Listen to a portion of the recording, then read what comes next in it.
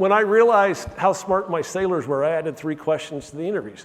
What do you like most about USS Benfold? What do you like least? And what would you change if you were the captain of this ship? And I had a public address microphone right at my desk. When I got a great idea from a sailor, I'd hit the button right then and there, and I'd say, Benfold, this is the captain. This is the idea I just got. This is who I got it from. It makes sense to me. We're going to implement it right now.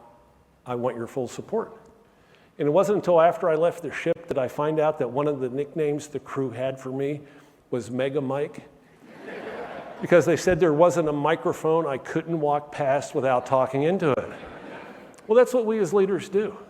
You know, we listen and we communicate back where we're going and why it's in the organization's best interest and why it's their best interest to get on board. When I was out walking around, I was talking to a sailor, and he says, Captain, we have a term to describe the organization on this ship. He said, this ship is like a tree full of monkeys. He said, you're the monkey at the top of the tree. On every branch, there's different levels of monkeys, and we're the monkeys in the bottom branch.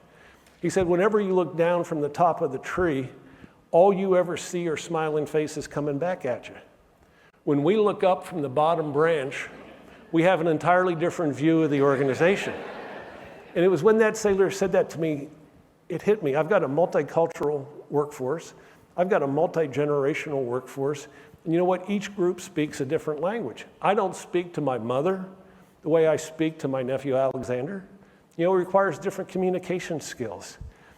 And what I realized I needed to do was to put myself in the shoes of every group of people on the ship and view the operation through their eyes, and then communicate to them in their language where we're going and why it's in the organization's best interest, but most importantly, why it's in their own best interest that they get on board.